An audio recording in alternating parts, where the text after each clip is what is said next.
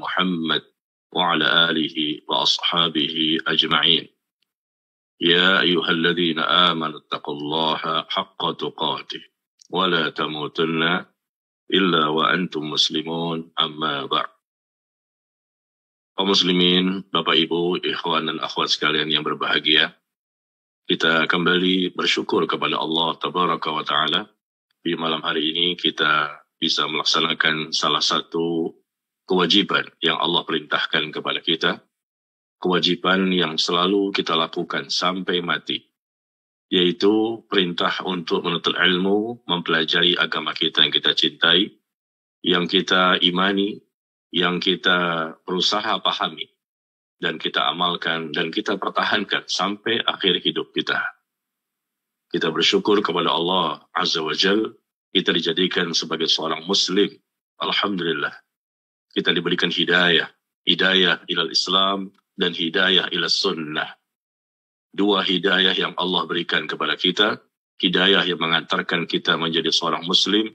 Dan hidayah yang mengantarkan kita kepada sunnah. Yaitu kita bisa memahami bagaimana cara beragama dengan benar. Sebagaimana yang telah dicontohkan, diamalkan, dipraktekkan, diajarkan, yang telah didakwahkan oleh Nabi kita yang mulia, Nabi Muhammad sallallahu alaihi wasallam. Jamaah sekalian yang berbahagia, pada kesempatan ini kita akan membahas kembali buku yang berjudul 50 Sebab Terhindar dari Siksa Kubur. 50 sebab terhindar dari siksa kubur yang coba kita rangkum, yang kita dapatkan dari Al-Quran dan Sunnah ataupun dari penjelasan dari para ulama. Dan ini sangat bermanfaat untuk kita semua ketahui, karena kita tahu bahwa dunia ini sebentar, sementara, tidak lama, dan pasti kita akan tinggalkan. Sebanyak apapun harta kita dan sepanjang apapun umur kita, pasti kita akan mengalami kematian. Kullu nafsin dha'iqatul maut. Setiap yang bernyawa pasti akan merasakan kematian. Dan kematian itu terkadang mendadak tanpa ada sebab-sebab yang kita ketahui. Dan kematian itu terkadang menimpa orang yang sudah tua, terkadang menimpa orang yang masih muda. Dan kematian itu juga datang kepada orang yang kaya maupun orang miskin, orang yang sakit maupun orang yang sehat. Maka jamaah sekalian, Rasul sallallahu alaihi wasallam mengingatkan kepada kita, akthiru dzikra hadhimil ladzat. Ya, akthiru dzikra, perbanyaklah kalian untuk mengingat penghancur kelezatan, yaitu kematian. Perbanyaklah mengingat kematian. Karena dengan banyak mengingat mati, menjadikan seseorang itu segera bertaubat. Banyak mengingat mati, menjadikan seseorang itu berlomba-lomba dan semangat untuk beramal saleh.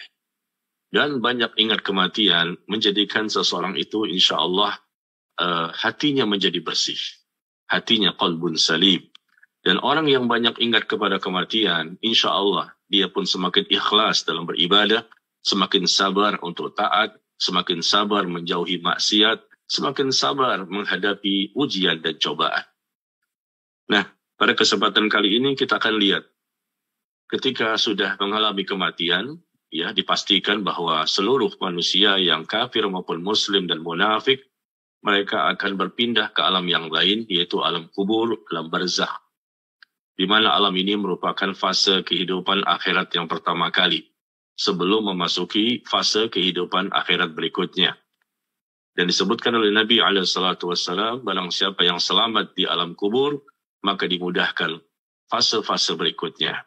Dan barang siapa yang tidak selamat di alam kubur, maka berat dan sulit bagi dia untuk melalui fase-fase kehidupan alam akhirat berikutnya. Kita berlindung kepada Allah, nas'alullah as-salama wal-afiyah. Kita memohon kepada Allah, ya, agar kita ini diselamatkan dari adanya siksa kubur. Kita ingin kematian kita husnul khatimah, dan kita ingin setelah itu mendapatkan nikmat kubur, sambil menunggu datangnya hari kiamat. Jadi jamaah sekalian, untuk bisa terhindar dari siksa kubur, ternyata sudah disebutkan beberapa dalil yang disebutkan oleh Allah dan Nabi SAW, maka hendaknya kaum muslimin mengetahuinya. Kalau memang betul-betul ingin terhindar dari siksa kubur, jangan sampai kita tidak mengetahui perkara ini. Ya, karena kita semua pasti ingin bahagia. pasti ingin selamat, pasti ingin mendapatkan perlindungan dan penjagaan dari Allah Subhanahu wa Ta'ala. Dan pada kesempatan malam hari ini, kita akan masuk kepada sebab yang ke-13. Kita sudah bahas pada pertemuan sebelumnya sampai sebab yang ke-12, ya, sebab terhindar dari siksa kubur. Baik, kita masuk sebab yang ke-13, silakan jamaah melihat bukunya, yaitu di halaman 46. Di halaman 46. Sebab seseorang itu terhindar dari siksa kubur karena mati syahid di medan perang. Ada orang yang mati syahid di medan perang. Tentunya dia berperang karena Allah. Ikhlas niatnya. Bukan karena riya. Bukan karena ingin supaya dipuji oleh orang lain sebagai orang yang pemberani atau yang lainnya. Kita bicara di sini orang yang mati syahid yang sebenarnya. Dan Allah yang lebih tahu. Siapa orang yang mati syahid yang sebenarnya. Dan tidak semua orang yang mati dalam peperangan membela agama ini disebut mati syahid. Karena di zaman Nabi SAW terjadi demikian. Adanya sahabat yang berperang kelihatannya membela agama Allah dan diperkirakan oleh para sahabat dia ini orang yang mati syahid dan akan mendapatkan surga. Tetapi kemudian Nabi SAW menjelaskan tidak. Dia termasuk penghuni api neraka. Padahal dalam pandangan manusia, orang ini sudah banyak darahnya. Ya, begitu pemberaninya dia, begitu semangatnya dia ketika berperang dan mampu membunuh banyak orang-orang kafir. Tetapi Allah mewahyukan kepada Nabi SAW, ternyata niatnya dari orang tersebut tidak ikhlas karena Allah. Ya, demikian. Jadi mati syahid di medan perang memiliki keutamaan yang sangat banyak. Berjihad fi sabilillah dengan niat yang ikhlas membela agama Allah. Nah, kita lihat hadisnya dari Rashid bin Sa'ad, dari salah seorang sahabat Rasulullah SAW disebutkan bahwa ada seorang laki-laki yang bertanya, "Ya Rasulullah, mengapa orang-orang mukmin itu diuji di dalam kuburnya? Orang-orang mukmin diuji di dalam kuburnya, kecuali yang mati syahid. Orang yang mati syahid tidak diuji di dalam kuburnya." Ya, demikian bunyi hadis ini. Maka beliau SAW menjawab, cukuplah baginya kilatan pedang di atas kepalanya sebagai fitnah atau ujian. Hadis ini dikeluarkan oleh Imam An-Nasa'i, ya, dan hadis ini tercantum dalam kitab Sahihut Targhib wa Tarhib.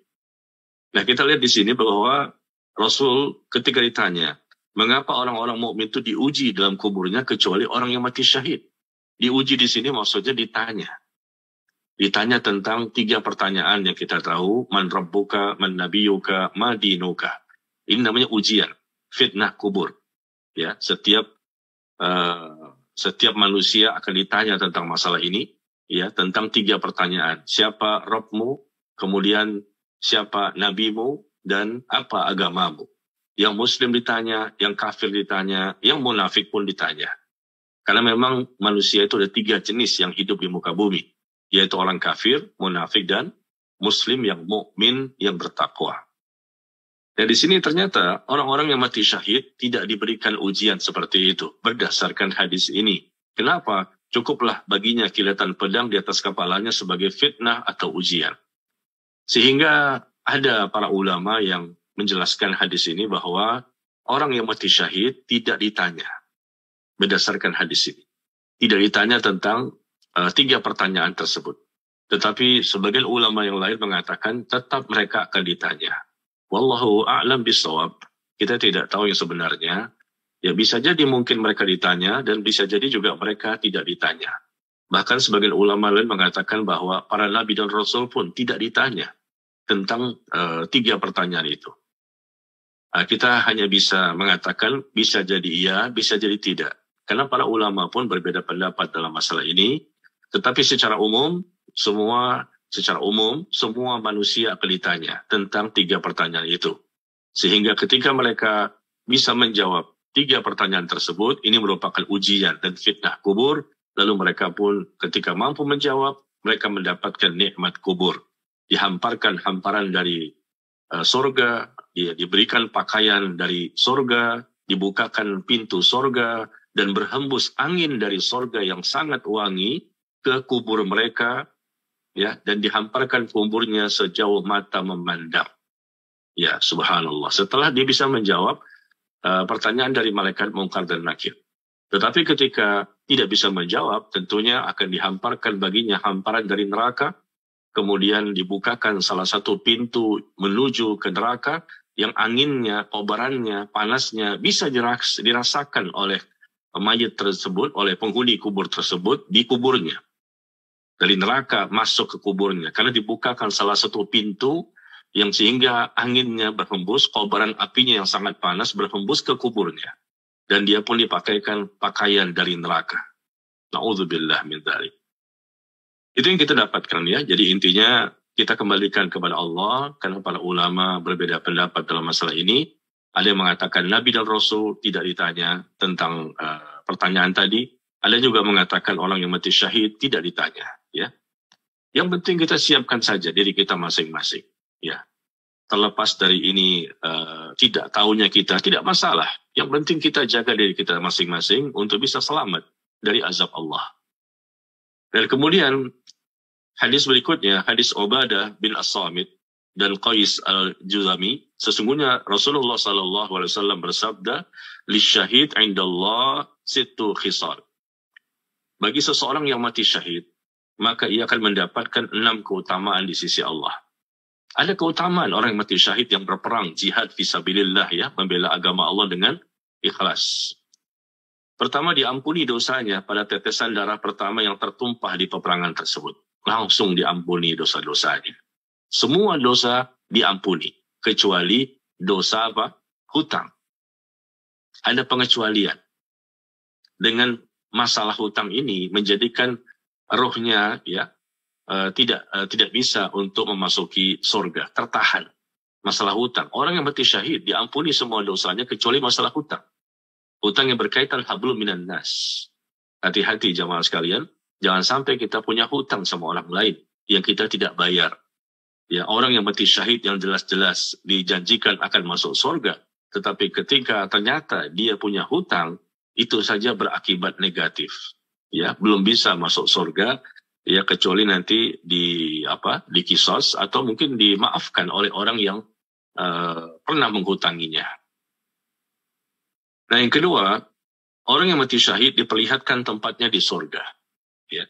Kemudian dilindungi dari azab kubur, diberikan rasa aman dari rasa ketakutan yang besar nanti pada saat hari kiamat, diletakkan di atas kepalanya mahkota kewibawaan, yang mana salah satu yakutnya saja lebih baik dibandingkan dunia dan beserta isinya, dinikahkan dengan 72 bidadari di surga. Dan dia pun diberikan hak untuk memberikan syafaat kepada 70 orang dari kerabatnya. Luar biasa ya. Orang yang mati syahid, yang benar-benar syahid. Dan kita pun ingin seperti ini. Ya, tetapi kita tidak tahu apakah bisa kita mendapatkannya atau tidak. Karena ini berkaitan dengan peperangan. Jihad fisabilillah.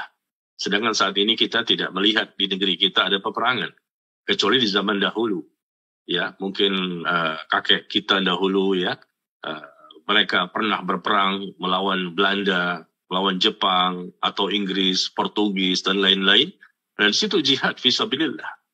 Berperang karena Allah, membela agama, membela Islam dengan ikhlas. Kalau mati, maka matinya mati syahid.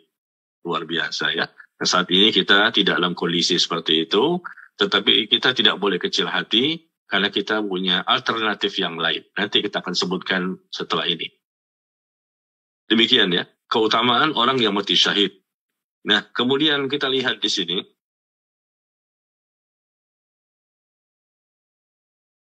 bagaimana keutamaan ini sangat banyak, bukan hanya dilindungi dari azab kubur saja, tapi juga diampuni dosanya. Pada tetesan pertama yang tertumpah di peperangan tersebut, diperlihatkan tempatnya di surga, diberikan rasa aman nanti ketika dibangkitkan di padang mahsyar, kemudian diletakkan di atas kepalanya mahkota kewibawaan, kemudian dinikahkan dengan 72 bidadari surga, dan dia pun orang yang mati syahid memberikan syafaat kepada 70 orang dari kerabatnya. Ya. Baik, saya rasa ini tidak perlu berpanjang lebar, karena ini sedang ingin menjelaskan tentang sebab-sebab orang itu terhindar dari siksa kubur. Dan ternyata di antaranya dia mati syahid di medan perang. Dan kita ingin lebih fokus atau lebih detail pembahasannya pada sebab berikutnya. Di sebab yang ke-14. Perhatikan jemaah sekalian di halaman 49. Di halaman 49 disebutkan sebab berikutnya terhindar dari siksa kubur, yaitu mati syahid selain di medan perang. Nah ini, mati syahid di selain medan perang. Karena kita mungkin tidak merasakan ya, barangkali tidak merasakan medan perang. Sampai mati barangkali tidak merasakan mungkin ya. Tapi ternyata di sini ada alternatif yang Rasul sebutkan, mati syahid juga, selain di medan perang.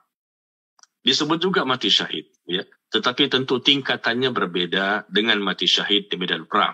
Sama namanya mati syahid, tetapi tingkatan kualitasnya dan tingkat derajatnya lebih tinggi, yaitu orang yang mati di medan perang.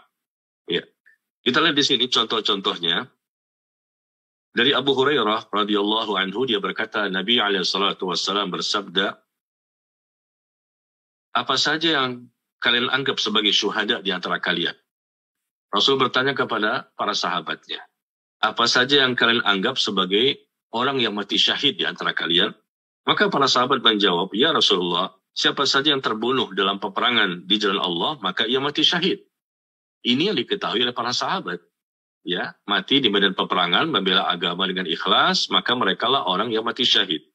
Maka beliau bersabda, kalau begitu sesungguhnya orang yang mati syahid dari umatku sangatlah sedikit. Sedikit sekali kalau begitu. Hanya di medan perang saja. Lalu bagaimana yang tidak berperang? Maka mereka berkata, lalu siapa saja mereka ya Rasulullah? Kalau begitu siapa saja selain itu yang juga dikategorikan sebagai orang yang mati syahid? Maka beliau sallallahu alaihi wasallam menjawab, barang siapa yang terbunuh di jalan Allah, maka dia syahid. Barang siapa yang terbunuh di jalan Allah, maka dia syahid. Siapa saja yang mati di jalan Allah, maka dia syahid. Siapa saja yang mati karena wabah taun, maka dia syahid. Dan siapa saja yang mati karena sakit perut, maka ia syahid. Nah, ini contoh-contoh ya. Karena ada wabah taun, karena sakit perut, atau terbunuh dan mati di jalan Allah. Kemudian dilanjutkan juga bahwa mati tenggelam. Mati dengan kondisi dia tenggelam. Ini juga termasuk mati syahid. Orang yang tenggelam ya. Termasuk mati syahid. Dalam hadis-hadis yang lain, ya, tidak saya cantumkan di sini, tapi semuanya sahih insyaallah. Disebutkan, saya rangkum saja bahwa jenis mati syahid yang lain adalah tertimpa reruntuhan. Tertimpa reruntuhan. Mungkin bangunan roboh atau mungkin tanah longsor ya dan lain-lain. Atau orang yang terbakar. Itu juga ya, dengan terbakarnya dia mati, maka termasuk mati syahid. Atau meninggal karena melahirkan bagi wanita. Ketika melahirkan, dia meninggal. Maka dia dikategorikan mati syahid. Atau karena penyakit TBC. Atau karena mempertahankan harta. Sebagaimana mungkin orang-orang yang dibegal. Saat ini kan ya suka viral ya. Ada orang-orang yang dibegal oleh penjahat ini. Na'udzubillah min dzalik.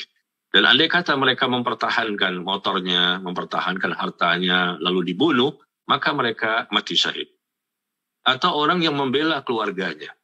Ya, membela keluarganya. Barangkali ada perampok di rumahnya, dan dia melawan perampok tersebut, akhirnya dia mati. Ya, untuk melindungi keluarganya di rumah tersebut. Maka dia tergolong mati syahid.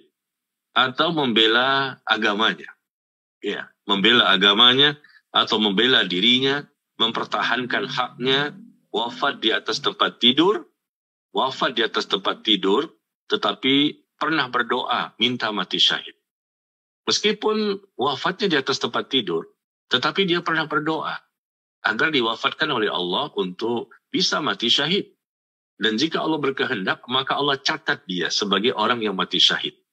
Ya, karena dia pernah berdoa meskipun matinya di atas tempat tidur, ya. Atau mungkin dimakan oleh hewan buas. Dimakan oleh hewan buas, ya, termasuk mati syahid. Atau orang yang mabuk di laut, yang muntah lalu wafat.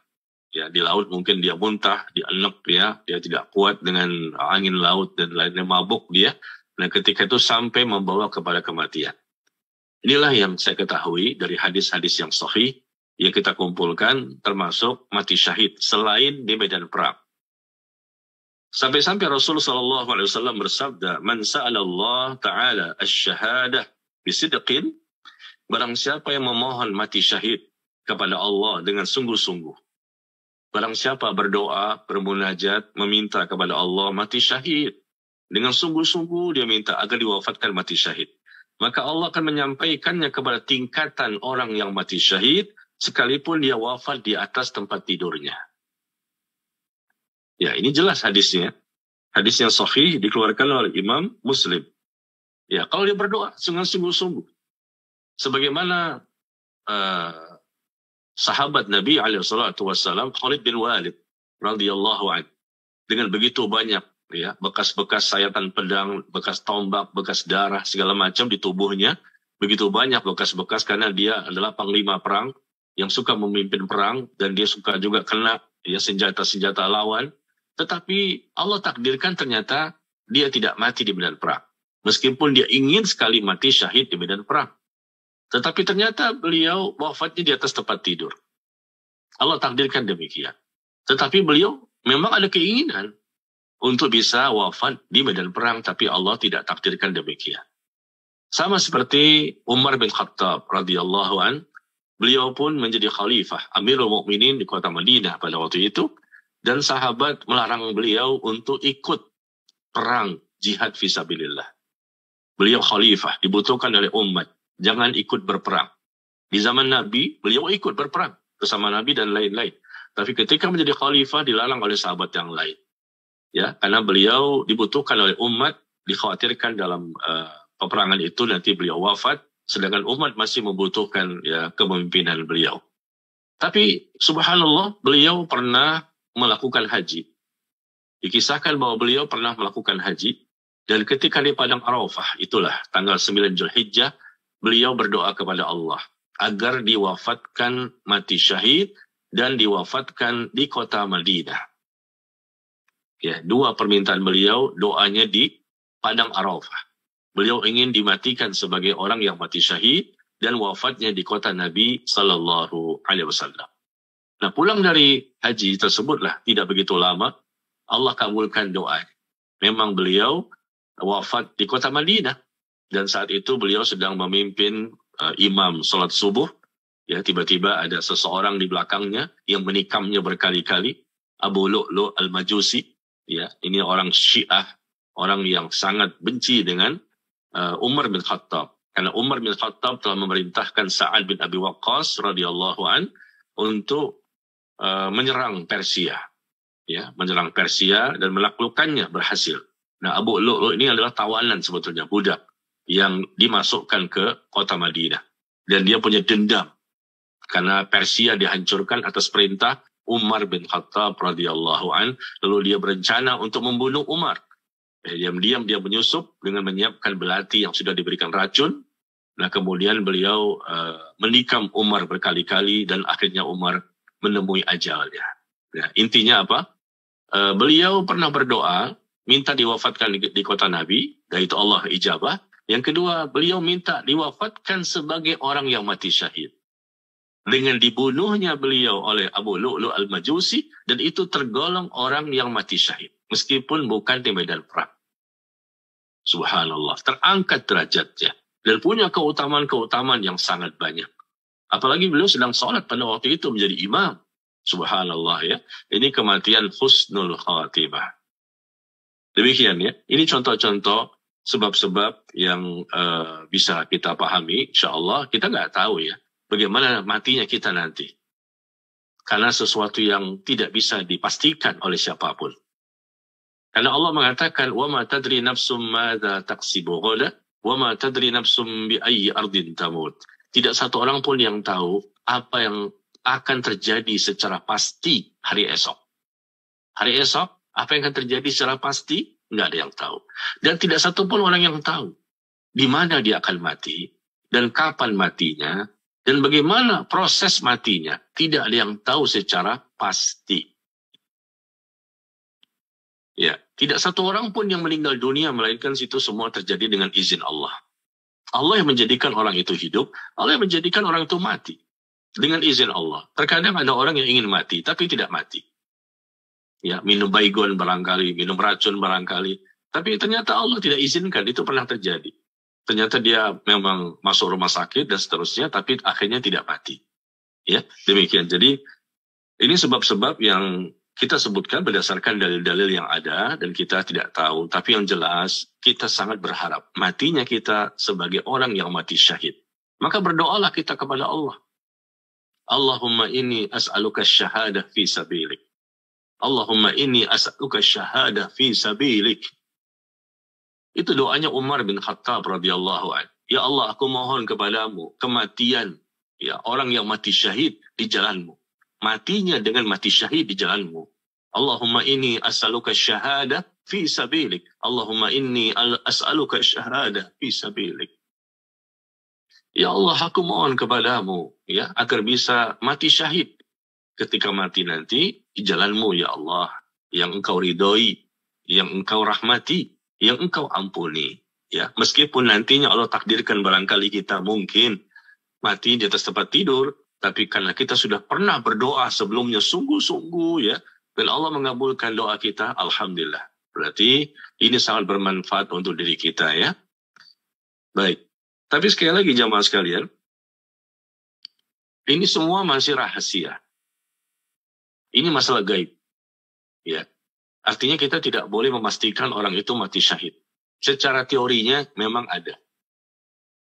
Sebagaimana tadi, jangankan masalah selain mati syahid, selain perang, ya. Ketika perang saja, ternyata kita tidak bisa memastikan bahwa mereka mati syahid. Ternyata Rasul berkali-kali di hadis menyebutkan dalam berbagai peristiwa yang berbeda. Adanya sahabat yang begitu banyak darahnya, ya, begitu beraninya, ternyata bukan mati syahid. Dia ada di neraka. Karena niatnya tidak ikhlas. Atau di hadis lain dikatakan karena dia mengambil selendang. Mengambil harta rampasan perang yang belum dibagi. Dia di neraka, kata Nabi. Para sahabat tidak tahu. Ya, karena melihat keberaniannya luar biasa dan banyak sekali musuh yang berhasil dibunuh, darahnya begitu banyak, tapi kata Nabi, dia di neraka. Dan sahabat tidak tahu, ternyata dia mengambil harta rampasan perang sebelum dibagi. Dan ini nggak boleh, hulul. Ya, mengambil harta rampasan perang, tidak boleh mengambil harta itu, nanti dikumpulkan semua, ya, harta rampasan perang, baru nanti Nabi membagikan kepada para sahabat. Tidak boleh mengambil duluan. Nah, ternyata sahabat ini mengambil duluan. Ini menyalahi. Dan disebut gulun. Ya. Maka kata Nabi, dia di neraka. Padahal sahabat lain menduga, dia ini orang yang layak untuk masuk surga. Banyak orang-orang yang memberikan pujian kepadanya.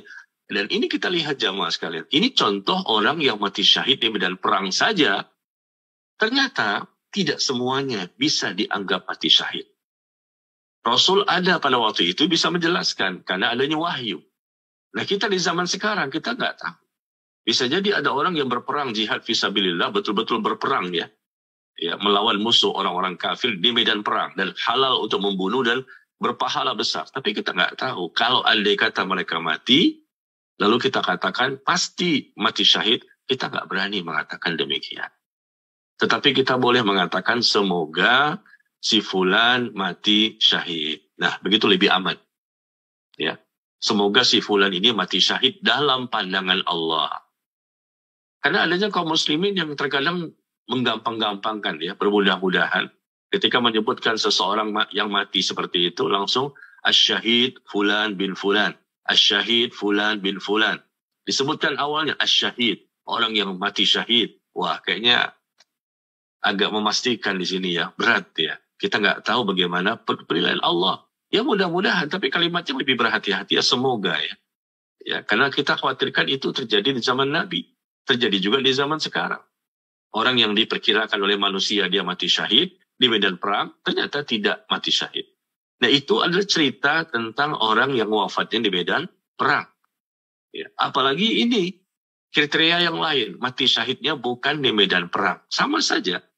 Ya, mungkin dia mempertahankan hartanya, mungkin karena tadi terbakar, tertimpa runtuhan, mungkin tenggelam, mungkin karena sakit perut, mungkin karena dia dimakan hewan buas, mungkin karena mabuk di laut, ya, atau yang lainnya. Ini kriteria orang-orang yang mati syahid. Teorinya seperti ini.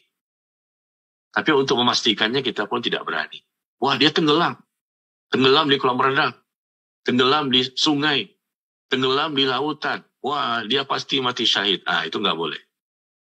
Memastikan jangan. Kita nggak tahu rahasia Allah.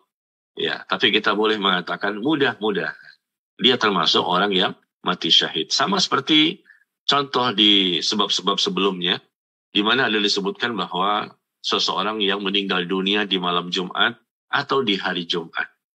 Sama kan? Ya, di malam Jumat atau di hari Jumat. Barang siapa yang meninggal dunia di malam Jumat atau di hari Jumat, maka dia akan terhindar dari fitnah kubur. Ya, ini jelas hadisnya sahih, ya. Tetapi apakah kita bisa pukul rata semuanya? Orang yang wafatnya di malam Jumat atau di hari Jumat pasti dia terhindar dari siksa kubur? Kita nggak berani memastikan. Allah yang tahu siapa yang betul-betul terhindar dari fitnah kubur, yang dia wafatnya di malam Jumat atau di hari Jumat. Jadi tolong jamaah sekalian, ya, begitu cara kita memahami hadis ini.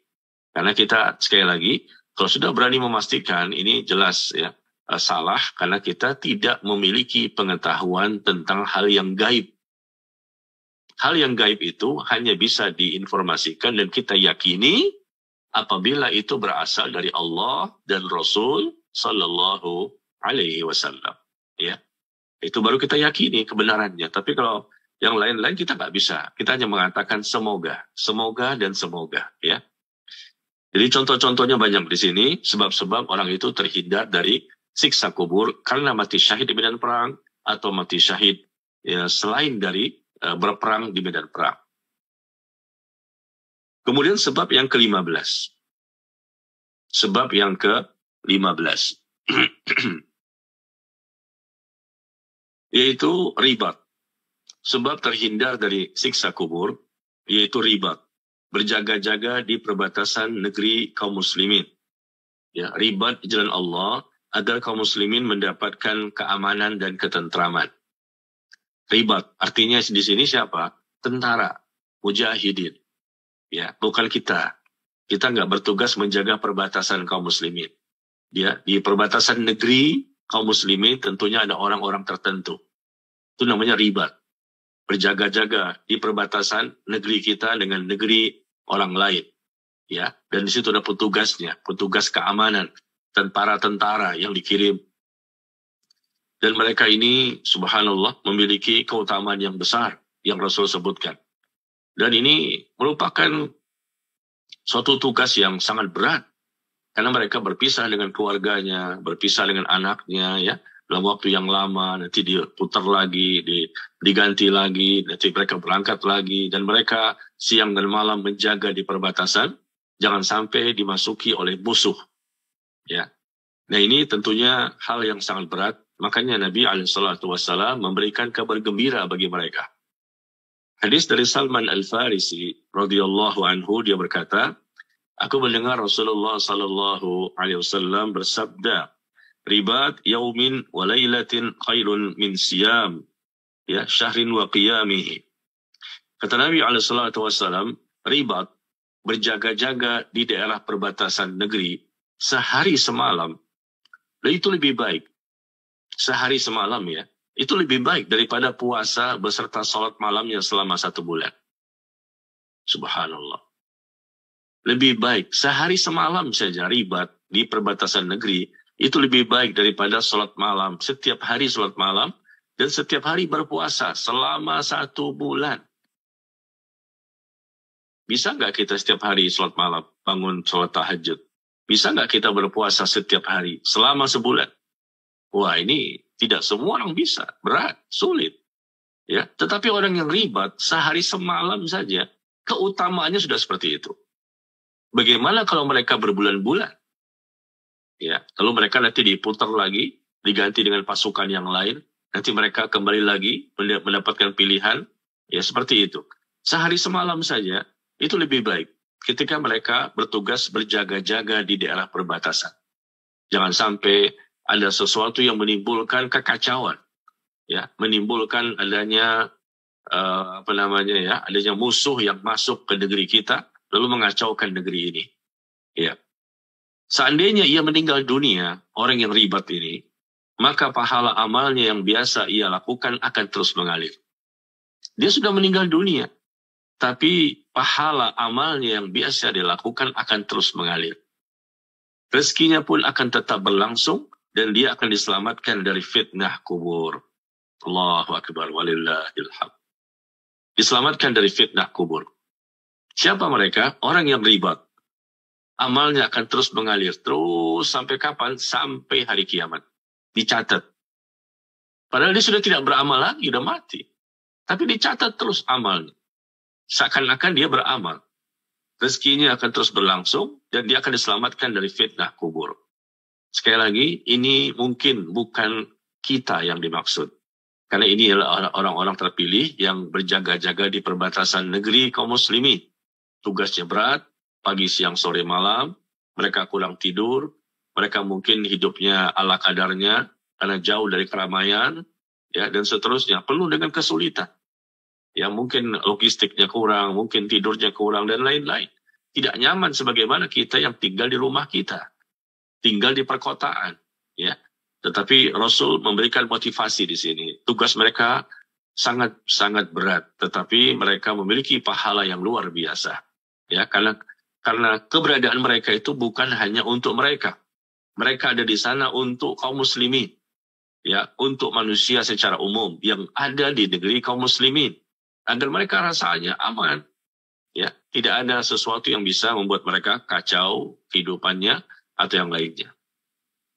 Di hadis yang kedua disebutkan dari Fadalah bin Ubaid radhiyallahu an dari Nabi alaihi salatu wasallam bersabda, "Kullu mayyitin yuqtamu ala amalihi illa alladhi mata murabitan fi sabilillah."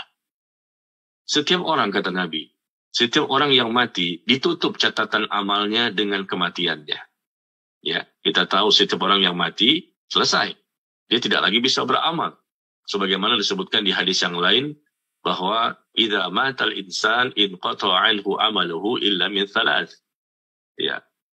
Apabila mati seorang manusia, maka terputuslah amalnya kecuali 3 perkara yang masih bermanfaat untuknya, yaitu ilmu yang bermanfaat yang dia lakukan selama masih hidup, terus termanfaatkan untuk orang lain. Atau sedekah jariah.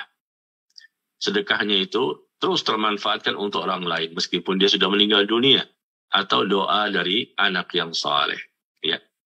Nah, di sini juga disebutkan, orang yang mati itu ditutup catatan amalnya dengan kematian. Selesai.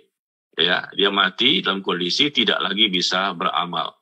Karena dia memasuki alam yang lain, namanya alam kubur, namanya alam barzakh. Dan di situ bukan untuk beramal, tetapi mendapatkan balasan.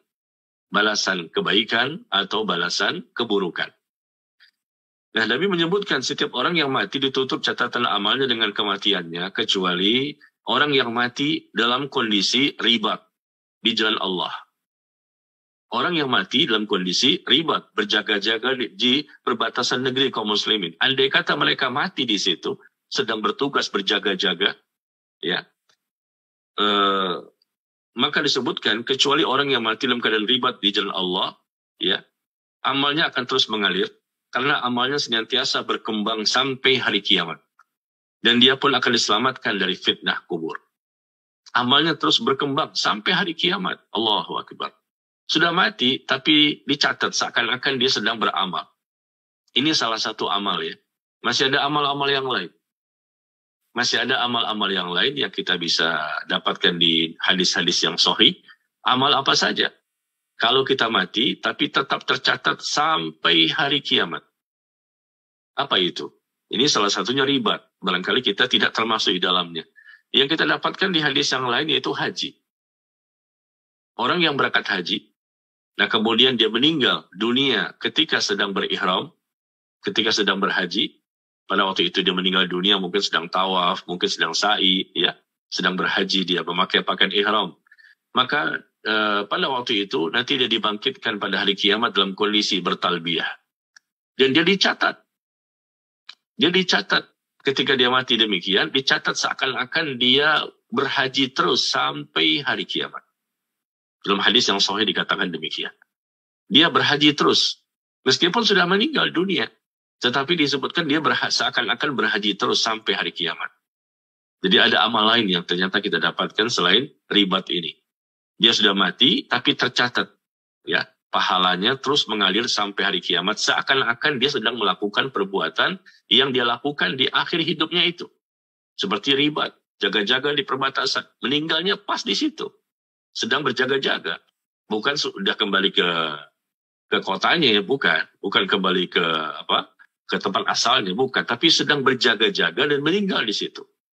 Sama seperti haji, sedang berihram, sedang tawaf misalnya, sedang memakai pakaian ihram, dan ketika itu wafat di situ, maka tercatat seakan-akan dia sedang berhaji sampai hari kiamat.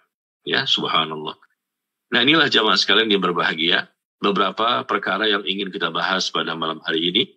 Kurang lebih ada 3, ya, yaitu sebab yang ke-13, 14, dan 15. Kita bahas sekaligus 3 ini. Sebab-sebab yang disebutkan oleh Nabi SAW, mereka-mereka yang akan terhindar dari siksa kubur, yaitu mati syahid di medan perang, betul-betul perang, ya, jihad fisabilillah, dan jihadnya melawan orang kafir. Jihad melawan orang kafir, ya. Dan bukannya ngebom sana, ngebom sini. Bukannya teroris. Itu bukan jihad namanya. Itu orang yang jahat. Ya, kadang-kadang ada kaum muslimin di negeri kita ini melakukan pemboman, mengebom, dan membunuh kaum muslimin atau orang-orang kafir yang ada di negeri kita. Itu bukan jihad fisabilillah. Itu suatu kejahatan dan berdosa besar. Karena itu bukan medan perang. Ya, itu bukan mati syahid. Orang yang berdosa besar, dia hancurkan badannya. Bahkan terjadi bunuh diri di situ. Dia tarik pelatuknya, maka terjadilah meledak itu bomnya, dan tubuhnya pun hancur berkeping-keping. Ini adalah orang-orang yang semangatnya tinggi barangkali, ingin mendapatkan rahmat Allah, ridho Allah, ampunan Allah, tetapi mereka tidak berilmu, tidak mendapatkan bimbingan dari para ulama.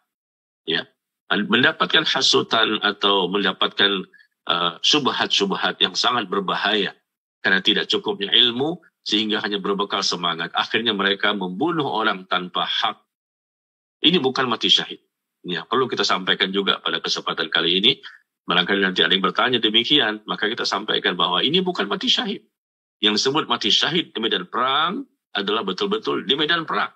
Kita berhadapan dengan musuh kita. Orang yang memusuhi kaum muslimin, mereka ingin merusak negeri kaum muslimin, ya. Dan ini adalah orang-orang yang terpilih untuk bisa mati syahid pada waktu itu. Meskipun berperang, belum tentu mati syahid. Pulang lagi, selamat. Berperang lagi, pulang lagi, selamat. Ada sahabat Rasul yang berkali-kali mereka berperang, tapi selamat terus. Tidak pernah mati. Artinya tidak mati di medan perang. Ujung-ujungnya matinya di kota Madinah. Di atas tempat tidur ataupun dalam bentuk yang lain.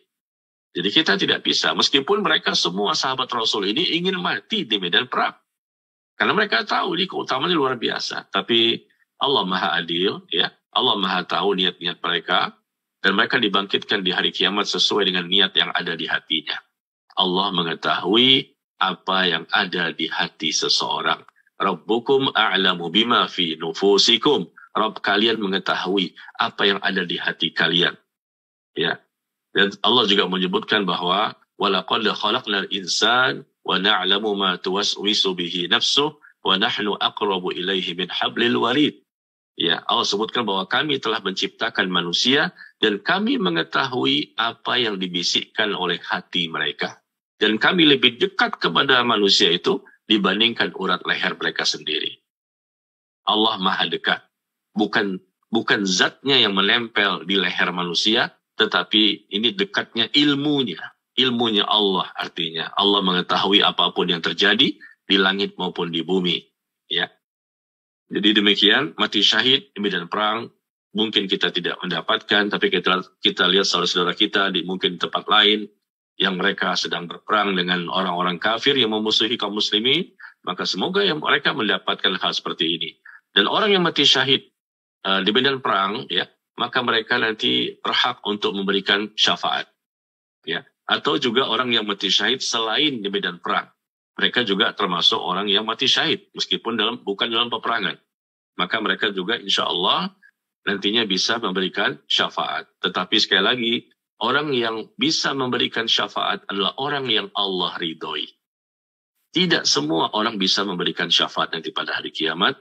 Allah sebutkan dalam Al-Quran bahwa orang yang Allah berikan kesempatan untuk bisa memberikan syafaat adalah orang yang Allah ridhoi. Setelah mereka terpilih, termasuk orang yang bisa memberikan syafaat, lalu akhirnya mereka pun memberikan syafaat kepada orang-orang yang mereka cintai.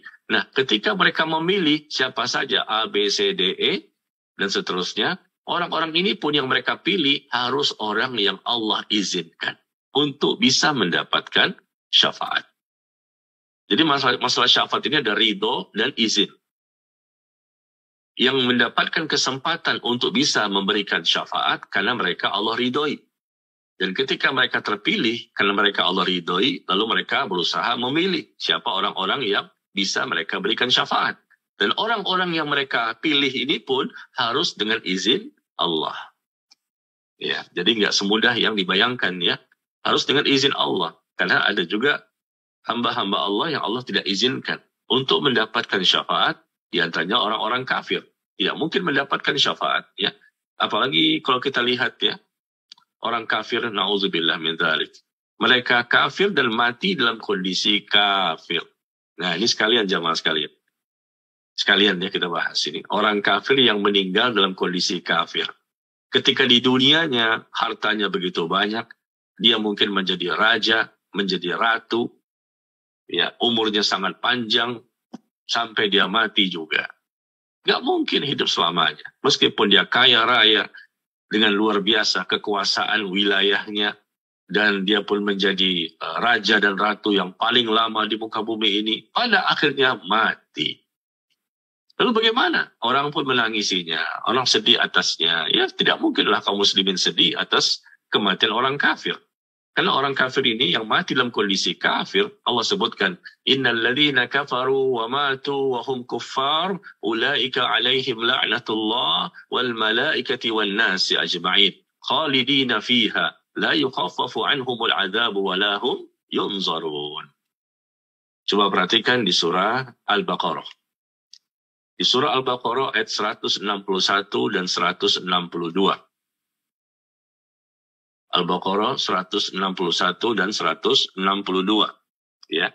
Allah sebutkan tentang orang kafir. Sesungguhnya orang-orang kafir yang mereka mati dalam kondisi kafir. Siapapun mereka. Mau presidennya, rajanya, kaisarnya, ratunya. Matinya dalam kondisi kafir. Apa yang terjadi? Mereka akan mendapatkan laknat dari Allah. Laknat dari para malaikat. Laknat dari semua manusia. Dan mereka kekal dalam laknat tersebut. Khalidina fiha. Dan mereka tidak akan diringankan sedikit pun siksaan bagi mereka.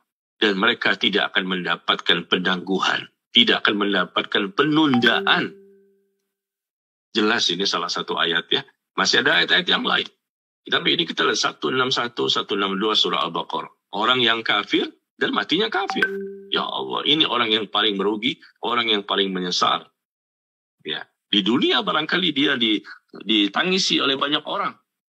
Ya, karena orang banyak yang sedih dengan kematiannya. Padahal dialah orang yang paling menderita nanti di akhirat, dan di alam kubur siksanya menanti. Bahkan sebelum mati pun dia sudah disiksa oleh malaikat.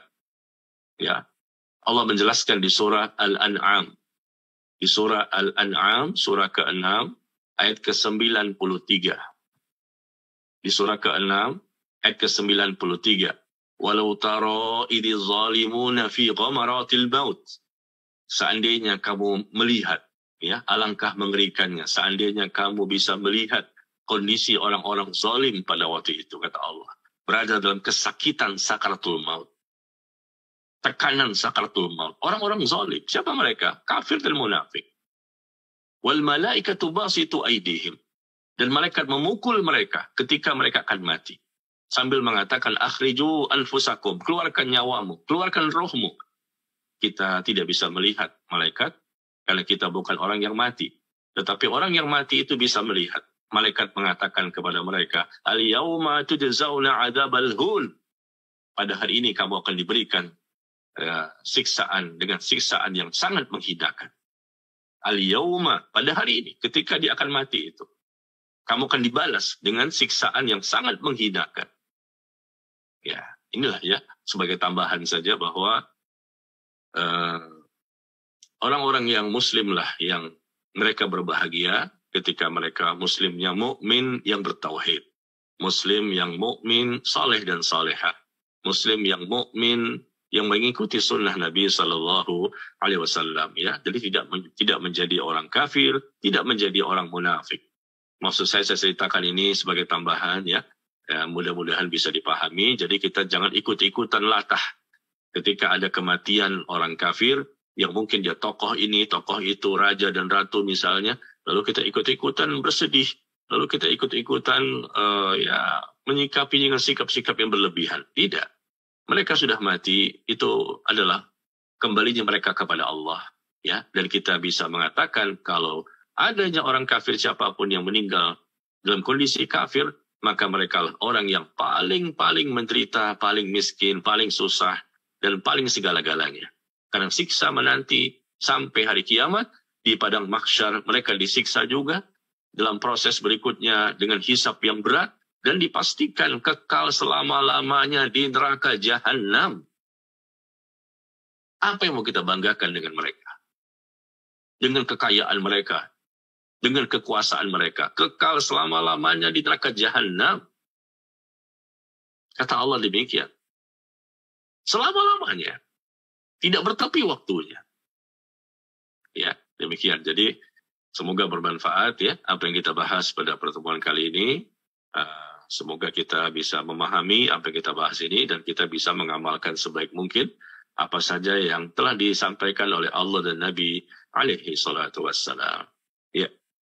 Barangkali ada yang mau bertanya, saya persilakan. Alhamdulillah, jazakallahu khairan Ustaz atas materi yang disampaikan, pembahasan yang telah disampaikan. Selanjutnya kita memasuki sesi tanya jawab. Kami persilahkan kepada jamaah yang mungkin ingin bertanya langsung kepada Ustaz, bisa menggunakan fitur raise hand di Zoom meeting kita. Sementara coba Anda bacakan Ustadz yang telah masuk melalui chat. Assalamualaikum Ustadz, Ahsanallah ilaik. Mohon penjelasannya terkait mati berperang di jalan Allah tadi untuk berjihad karena berbuat kebaikan belum bisa dikatakan mati syahid, tergantung amalan di dunia. Terlihat suka berbuat baik namun tidak tahu perbuatan buruknya. Bagaimana solusinya orang yang mati di hari Jumat? Ini mungkin ke pertanyaan berhubungan bagaimana orang yang mati di hari Jumat termasuk baik di dunia tapi di akhirat, di akhir amalan banyak yang buruk. Jazakallahu khairan. Ya. Wa iyyakum. Barakallahu fiikum. Nabi SAW bersabda, innamal a'malu bil khawatim. Sesungguhnya amal-amal itu tergantung di akhirnya. Amal itu tergantung di akhirnya, bukan sekarang. Jadi seseorang tidak boleh mereka pede banget ya. Di saat ini mereka pede banget, kayaknya yakin benar gitu bahwa mereka akan mati dalam kondisi yang husnul khatimah. Siapa yang bisa mengetahui?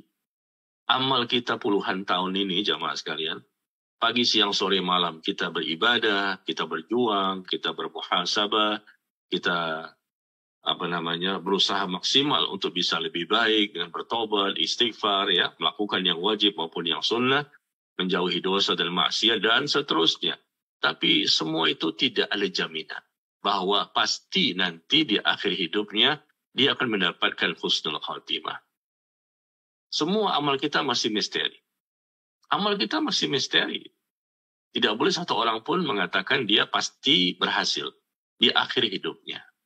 Ada orang yang kata Nabi SAW di awal-awal dia melakukan perbuatan-perbuatan yang baik, dia banyak beramal saleh, Tapi justru di akhir-akhir hidupnya dia melenceng.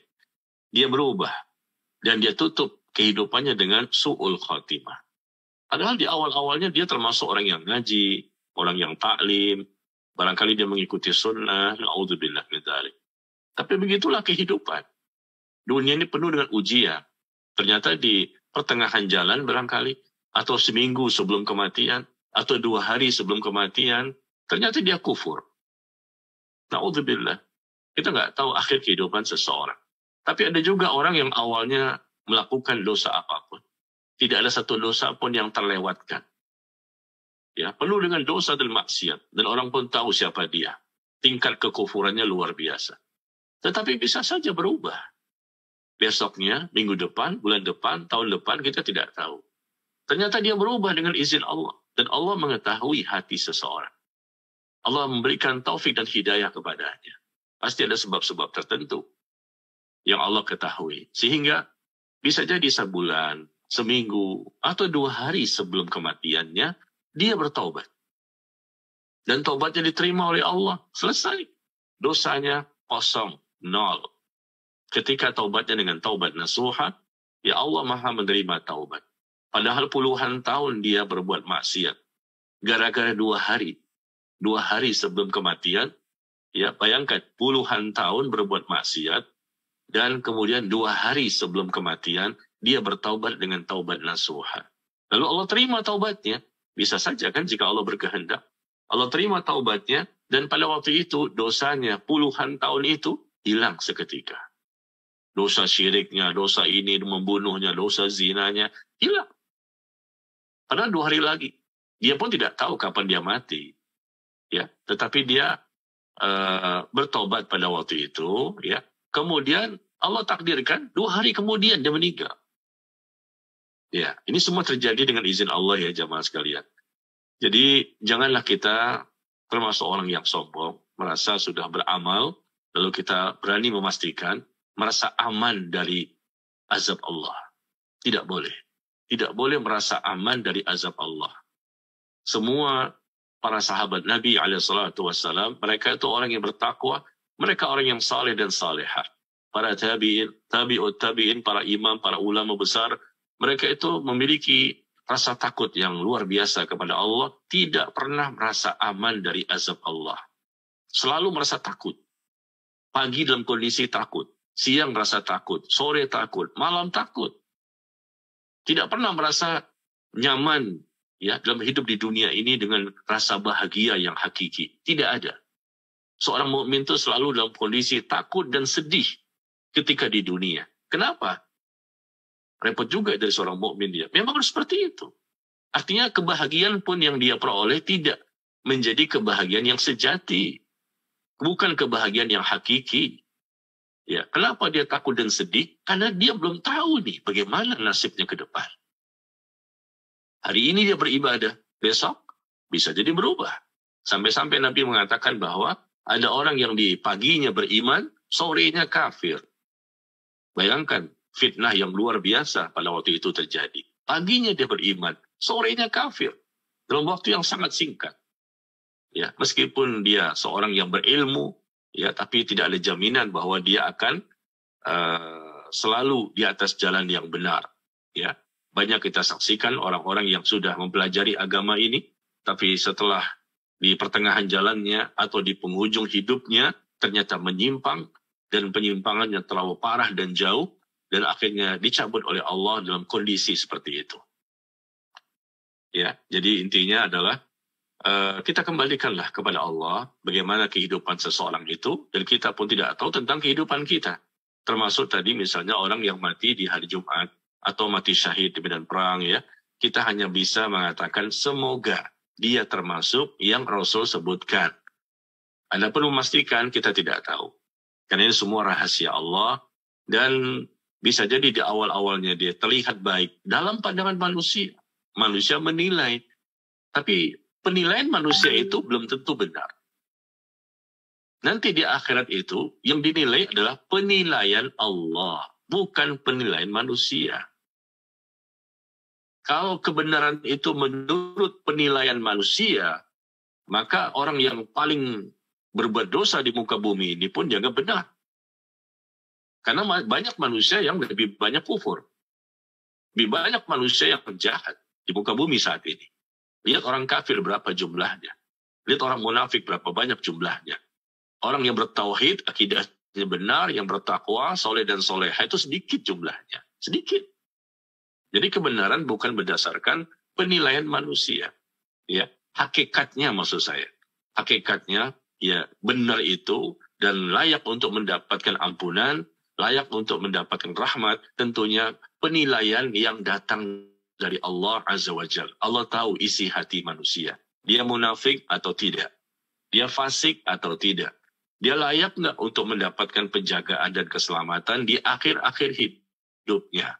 Nah, setan pun akan menggoda manusia ketika dia akan mati.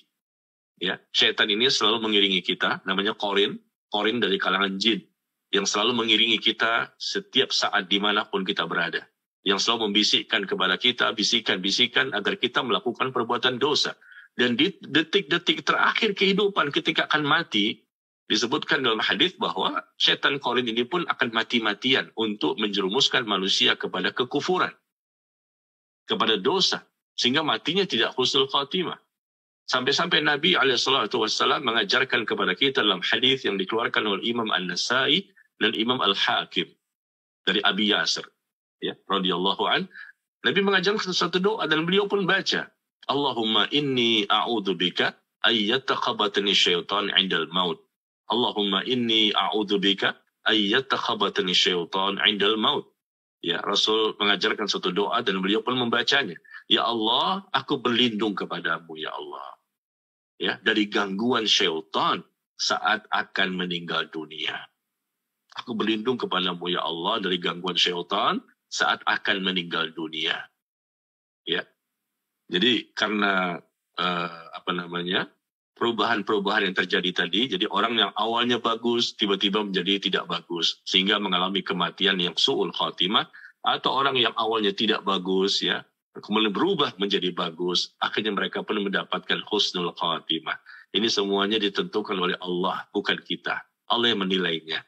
Dan itu pasti terjadi dengan izin Allah, dan Allah Maha mengetahui siapa yang memang mereka bersih akidahnya, benar ibadahnya, ya, kemudian akhlaknya juga baik, betul-betul dia ikhlas dalam beribadah, bukan mencari dunia. Dalam pandangan manusia ini orang yang soleh.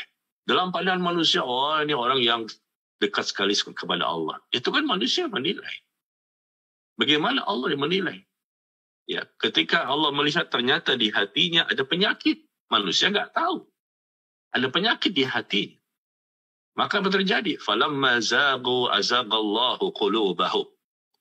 Tatkala hatinya berpaling, maka Allah akan semakin palingkan hati mereka. Ikhlas itu masalahnya di hati.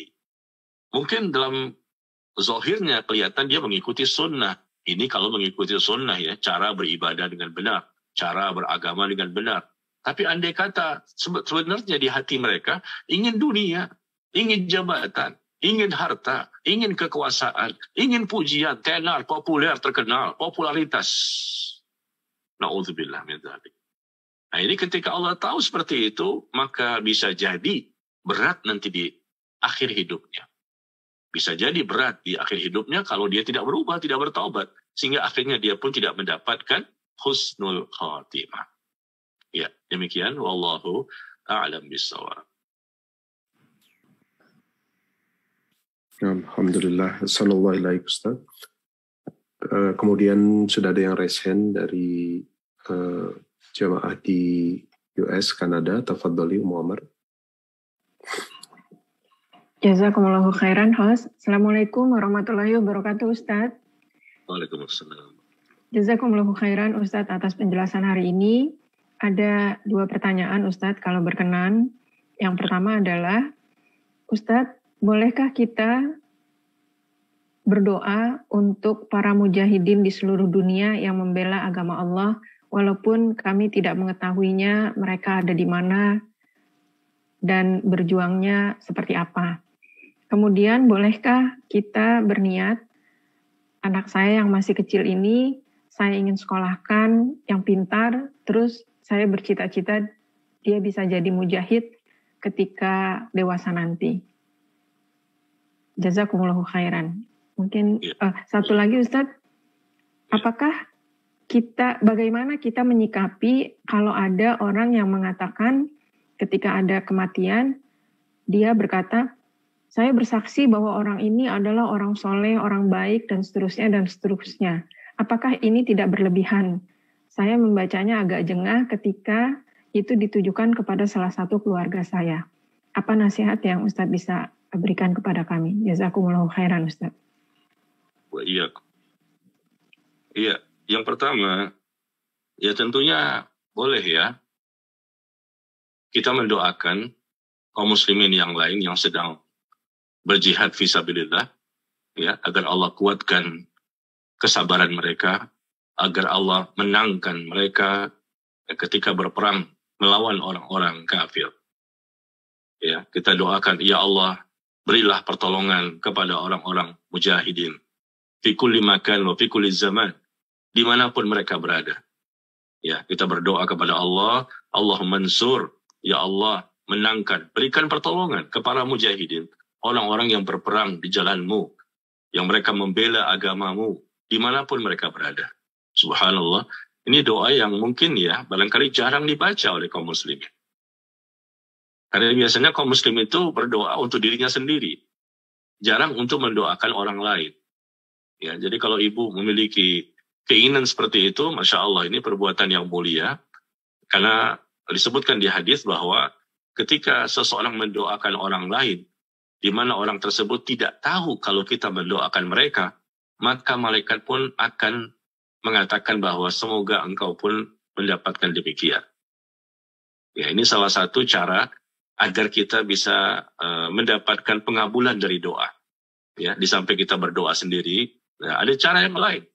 Ya, kata Nabi SAW, barang siapa mendoakan kaum muslimin yang lain, tanpa sepengetahuan dia, kita doakan dia, kita doakan dia, kita doakan dia, siapa saja, maka begitu juga kamu akan mendapatkan hal demikian.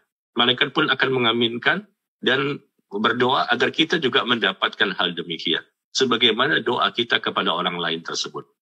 Ya, Masya Allah ini. Ya, maka silakan untuk dibaca, dan kita mungkin tidak tahu di mana mujahidin itu, tapi yang jelas insya Allah ada di muka bumi ini, baik yang kita ketahui maupun yang tidak kita ketahui, orang-orang yang sedang berjihad, berperang, fisabilillah, membela agama Allah dengan ikhlas, dan mereka pun ada yang mati syahid, dan ada juga yang masih hidup sampai hari ini. Ya. Lalu yang kedua tadi, harapan ingin supaya anak menjadi mujahid. Ya silakan saja, itu boleh-boleh saja. Tetapi perlu dipahami ya, mujahid itu orang yang berjihad. Orang yang berjihad ya macam-macam. Ada orang yang berjihad melawan orang-orang kafir di medan perang. Ada orang yang berjihad melawan orang-orang munafik. Ya, dengan debat, dengan ilmu, dengan dalil, dengan argumen, melawan orang munafik. Jadi berbeda di sini. Sama-sama jihad, kata Imam Ibnul Qayyim rahimahullah. Jihad yang pertama itu jihad kepada orang kafir di medan perang. Yang kedua jihad melawan orang-orang munafik. Orang-orang munafik ini perlu kita patahkan syubhatnya, kita patahkan argumentasinya dengan ilmu, dengan penjelasan-penjelasan yang menjadikan mereka tidak bisa menjawab. Ya, karena kita punya tolak ukur kebenaran, yaitu Al-Quran dan Sunnah Nabi Sallallahu Alaihi Wasallam. Yang ketiga, setelah jihad, ya, melawan orang kafir, yang kedua jihad melawan orang munafik dengan ilmu tadi, dengan debat. Yang ketiga, kita berjihad untuk mengalahkan hawa nafsu kita. Itu mujahid. Orang yang berjihad itu jangan punya pemahaman hanya di medan perang saja. Ya, tapi orang yang berjihad itu juga dalam konteks yang banyak sekali. Ya, kita termasuk bertemu malam ini, kita juga sedang berjihad. Sedang berjihad, artinya kita sedang berusaha untuk mengalahkan hawa nafsu kita. Mengalahkan hawa nafsu kita, karena kita pengen tidur sebetulnya. Udah malam, udah capek, udah letih, ya barangkali ngantuk, tapi kita lawan. Karena kita ingin mendengarkan kajian. Kita berjihad di sini, melawan hawa nafsu kita, melawan keinginan kita, melawan rasa malasnya kita. Itu jihad. Ya, makanya Allah sebutkan walladzina jahadu fina lanahdiyannahum subulana wa innallaha lama'al muhsinin. Coba lihat ayatnya ya di surah Al-Ankabut. Di surah Al-Ankabut surah ke-29 ayat yang terakhir. Surah ke-29 ayat yang terakhir. Allah sebutkan bahwa walladzina jahadu fina, dan orang-orang yang berjihad, bersungguh-sungguh, bermujahadah untuk mendapatkan keridhaan kami, maka kami akan berikan jalan-jalannya. Ya, Allah akan tunjukkan hidayah kepadanya. Subhanallah. Ya, dia akan mendapatkan tambahan taufik dan hidayah. Kenapa? Dia ada upaya untuk berjihad. Ya. Di sini Allah sebutkan walladzina jahadu fina, orang-orang yang berjihad, yang bersungguh-sungguh, ya, dengan dia kalahkan hawa nafsunya demi untuk mendapatkan ilmu di malam hari ini, demi untuk mendapatkan ampunan Allah, demi untuk mendapatkan rahmat Allah, demi mendapatkan ampunan Allah. Jadi mujahid tadi, kalau kita nggak bisa mungkin berperang melawan orang kafir, karena tidak ada medan perang yang kita hadapi, kita bisa menjadi mujahid. Di poin kedua, ya, di negeri kita ini banyak orang-orang munafik. Ya, tentunya orang yang tampil untuk berjihad melawan orang munafik adalah para ulama atau ahli ilmu yang mumpuni, tidak boleh sembarangan, ya.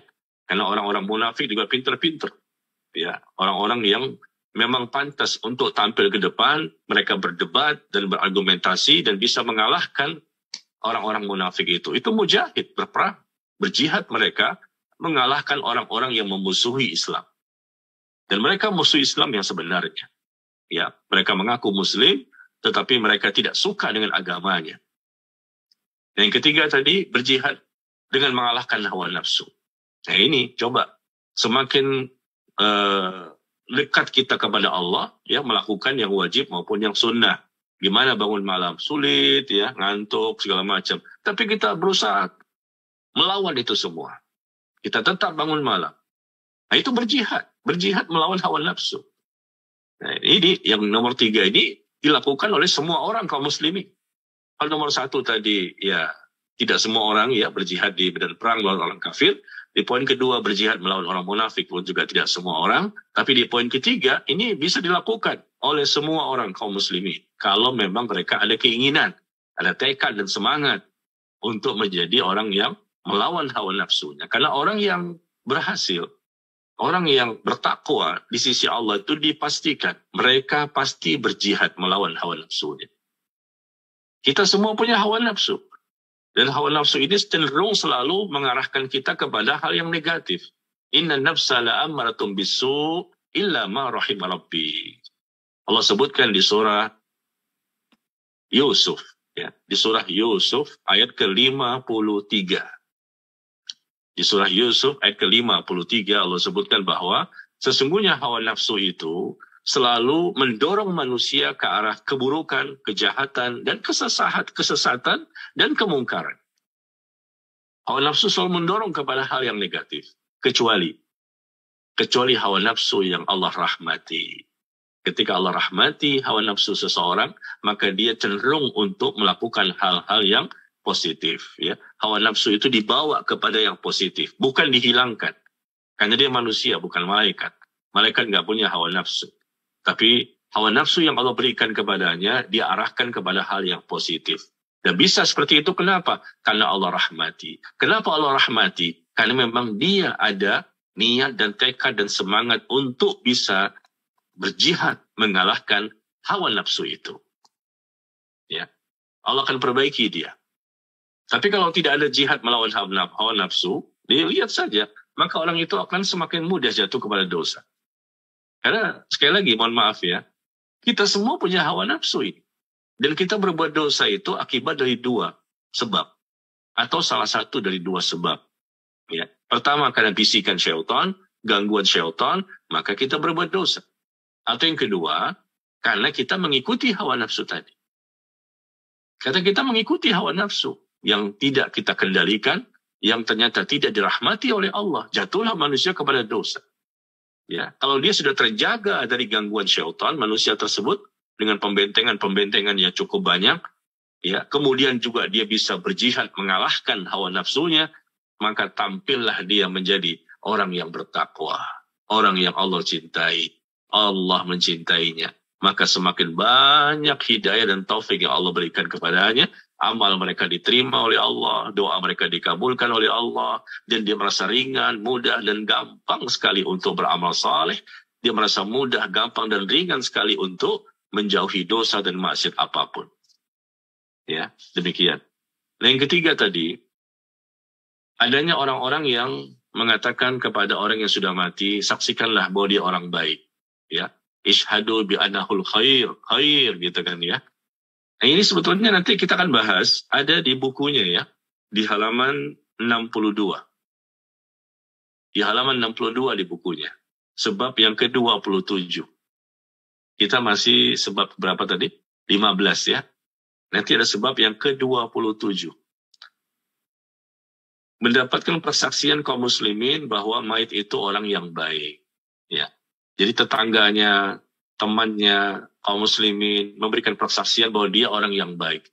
Maka persaksian ini memberikan manfaat kepada mayit, sehingga Allah pun mengampuni dosa-dosanya, sehingga dia mendapatkan nikmat kubur, terhindar dari siksa kubur.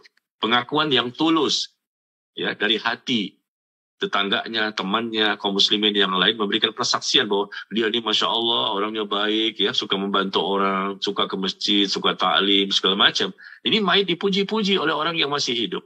Nah, seperti itu. Sehingga dengan demikian dia mendapatkan ampunan dari Allah. Tetapi bukan dengan cara ya dipaksa kaum muslimin untuk mengucapkan. Sebagaimana kita saksikan adanya kaum muslimin kalau selesai dari salat jenazah ya, selesai dari salat jenazah, setelah salam, Assalamualaikum warahmatullahi wabarakatuh, Assalamualaikum warahmatullahi wabarakatuh, si imam ini kadang-kadang mengajak kepada kaum muslimin, ishhadu bi anahul khair, saksikanlah bahwa dia orang yang baik. Maka jamaah pun mengatakan baik. Saksikanlah dia orang yang baik. Maka jamaah mengatakan baik. 3 kali disebutkan demikian. Nah, cara seperti ini tidak ada tuntunannya. Nggak ada contohnya. Tidak ada dalilnya. Bahwa Rasulullah pernah mengajak kepada sahabat untuk memberikan persaksian kepada orang yang sudah mati. Atau sahabat yang melakukan perbuatan seperti itu. Ya, mengajak kepada sahabat yang lain. Atau di zaman tabi'in, nggak ada contoh seperti ini. Jadi yang ada di zaman Nabi dan para sahabatnya itu adalah spontanitas. Spontanitas dari kaum muslimin yang memberikan pujian ya kepada orang yang mati tadi. Bukan dipaksa ya ketika selesai dari sholat jenazah. Bukan diajak seperti itu. Kadang-kadang jamaah kaum muslimin pun nggak tahu siapa ini yang mati, namanya siapa, tinggalnya di mana, bagaimana kesolehannya, nggak tahu. Tapi karena diajak, saksikan dia orang baik, baik. Saksikan dia orang baik, baik. Bagaimana kita aja nggak tahu siapa dia. Cuma dikasih tahu saja bahwa yang meninggal laki-laki, yang meninggal wanita, itu saja. Ya, jadi ini bukan perkara yang dibenarkan. Ya, nanti kita bahas insya Allah di sebab yang ke-27. Demikian ya, wallahu a'lam bishawab.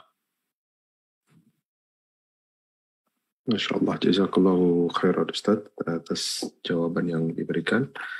Assalamualaikum warahmatullahi wabarakatuh. Selanjutnya ada pertanyaan lagi yang masuk, ini dari jamaah yang telah bergabung. Mohon penjelasannya Ustaz tadi terkait membedakan antara mati syahid dan husnul khotimah. Bagaimana hubungannya? Jazakallahu khairan. Iya, barakallahu fiikum. Mati syahid dan husnul khotimah. Orang yang mati syahid ya merupakan bagian dari husnul khotimah. Orang yang husnul khotimah itu macam-macam bentuknya. Ya, mungkin dia meninggalnya mengucapkan la ilaha illallah, atau mungkin ketika meninggalnya ada keringat di dahinya, berkeringat ya di dahinya. Ini kata Nabi, itu tanda-tanda kematian yang baik bagi seorang mukmin.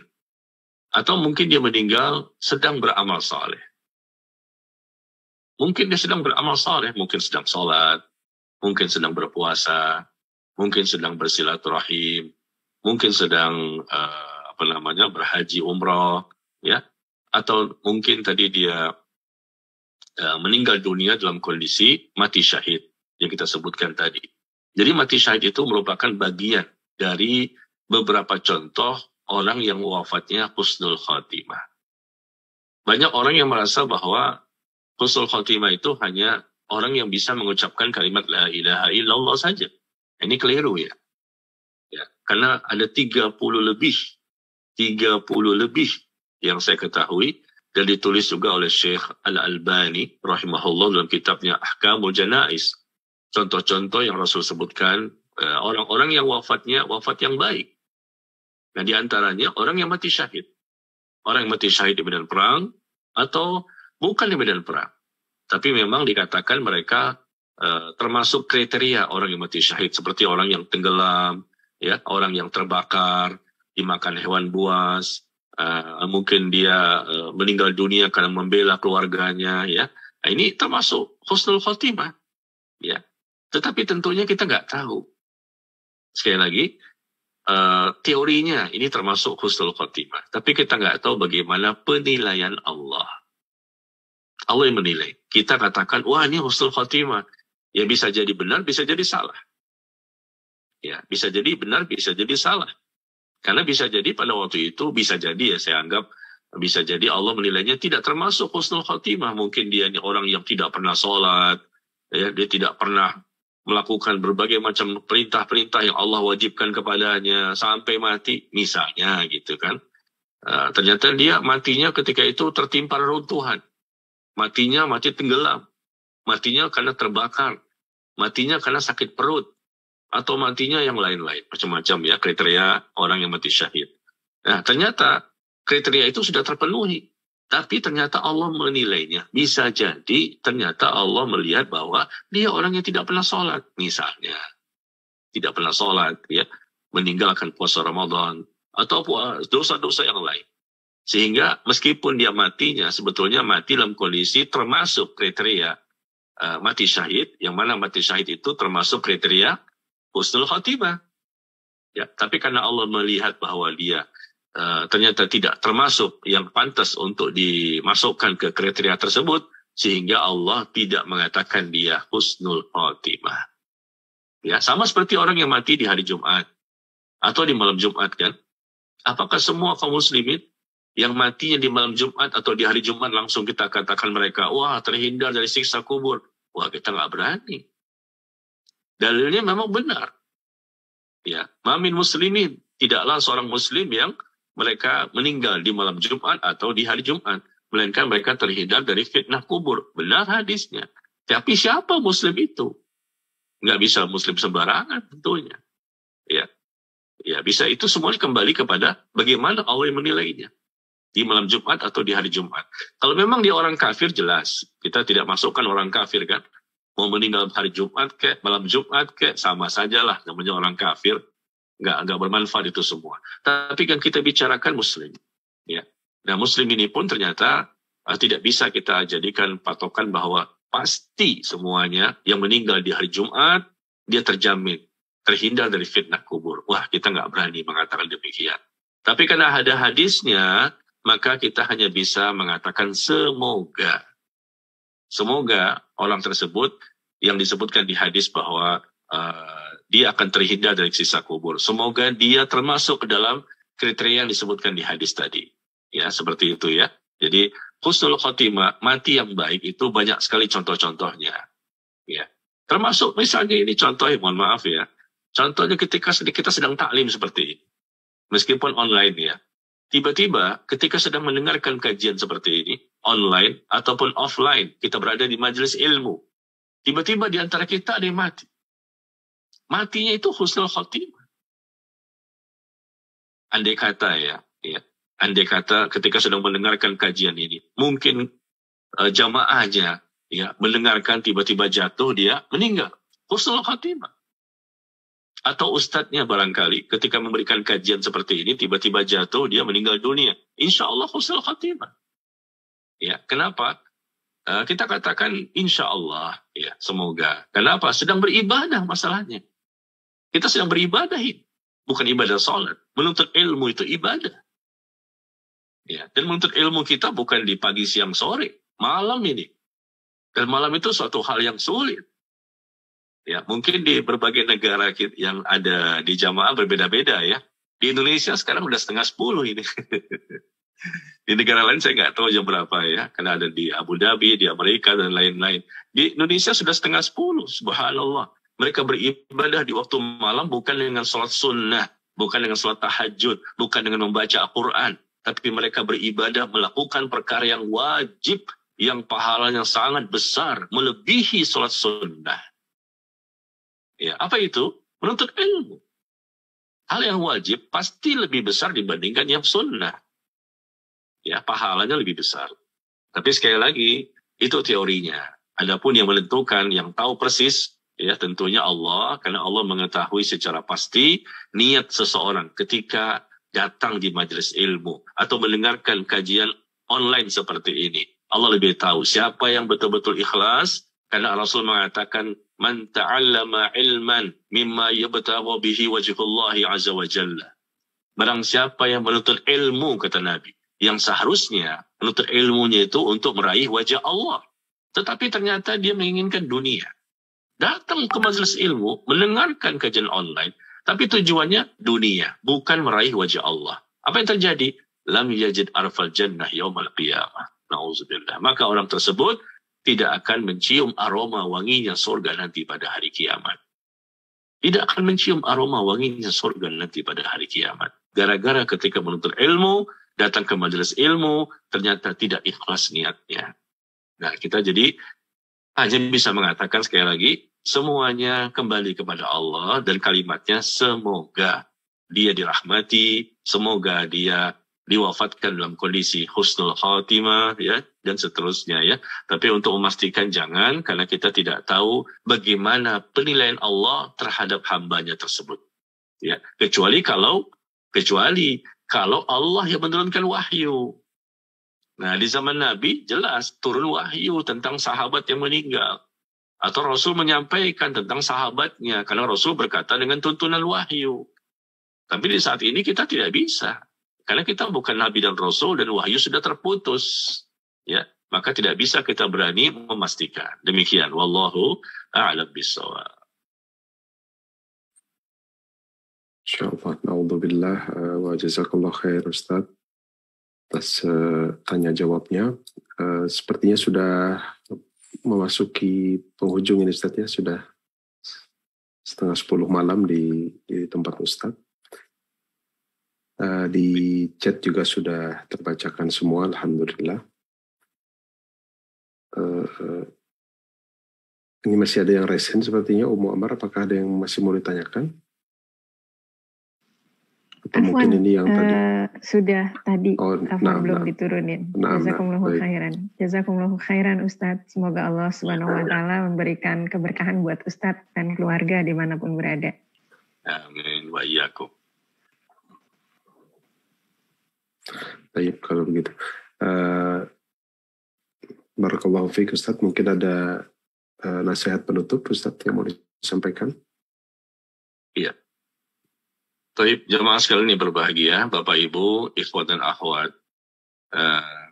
Kita sudah membahas ya, sampai 15 poin, 15 sebab terhindar dari siksa kubur. Marilah ya, kita sama-sama berjuang, sama-sama kita berusaha ya, sama-sama kita mati-matian dan habis-habisan untuk kita bisa mendapatkan husnul khatimah. Karena orang yang mendapatkan husnul khatimah, maka peluang yang sangat besar mereka mendapatkan nikmat kubur. Tetapi kalau seseorang itu mendapatkan su'ul khatimah, kematian yang buruk, maka tentu besar peluang dia mendapatkan siksa kubur. Jadi sebetulnya kita ini beribadah kepada Allah pagi, siang, sore, malam ya selama puluhan tahun. Sampai mati, ya sebetulnya ingin supaya ujungnya itu, akhir hidupnya itu, ya kita diwafatkan untuk bisa mendapatkan husnul khatimah. Pada waktu itulah datangnya malaikat memberikan kabar gembira bahwa kita akan mendapatkan surga. Ya, sebelum dicabut nyawa oleh malaikatul maut, datanglah malaikat untuk memberitahu dulu tentang kabar gembira. Allah takhafu wa la tahzanu. Jangan kamu takut dengan kehidupan setelah kematian. Jangan kamu bersedih dengan kehidupan dunia yang akan kamu tinggalkan. bergembiralah engkau dengan surga yang Allah janjikan untukmu. Sebelum dicabut nyawanya, malaikat sudah memberikan informasi bahwa orang itu akan masuk surga. Tetapi bagi orang kafir dan orang-orang munafik, maka malaikat pun datang kepadanya untuk memberikan kabar duka cita. Ya, na'udzubillah min dzalik. Dan pada waktu itu datanglah malaikat untuk memberikan kabar duka cita kepada mereka, di mana dikatakan bahwa mereka tidak mendapatkan kabar gembira. Ya, na'udzubillah. Dan malaikat mengatakan bahwa mereka akan mendapatkan siksa Allah. Nah, ini di penghujungnya. Malaikat pun akan datang memberitahu kabar gembira atau kabar duka cita. Kalau mendapatkan kabar duka cita, maka setelahnya siksa kubur. Kalau mendapatkan kabar gembira, maka setelahnya insya Allah mendapatkan nikmat kubur. Ya, mari sama-sama kita berjuang, jangan males ya. Mari kita semangat ya. Kita kalahkan nih hawa nafsu kita yang selalu mengajak kepada kesalahan. Ya, hawa nafsu ini yang menjadikan kita banyak berdosa. Males, rasa malas itu dari hawa nafsu. Atau mungkin bisikan syaitan. Ya, kita mampu mengalahkan itu semua dengan izin Allah. Maka kita minta kepada Allah agar Allah membentengi iman kita dan memberikan kepada kita ilmu yang bermanfaat. Ya, dan kita bisa memanfaatkan waktu demi waktu yang ada dengan sebaik-baiknya untuk diisi dengan amal saleh yang Allah ridhoi. Demikian, semoga Allah menambahkan kepada kita taufik dan hidayah, menambahkan iman kita, dan menambahkan kepada kita ilmu yang bermanfaat, sehingga kita bisa menjadi lebih baik daripada hari-hari sebelumnya. Wallahu a'lam bissawab. Wa sallallahu ala nabiyyina Muhammad walhamdulillahi rabbil alamin. Subhanakallahumma wa bihamdika asyhadu an la ilaha illa anta astaghfiruka wa atubu ilaik. Wassalamu alaikum warahmatullahi wabarakatuh. Waalaikumsalam warahmatullahi wabarakatuh. Jazakallahu khairan Ustaz.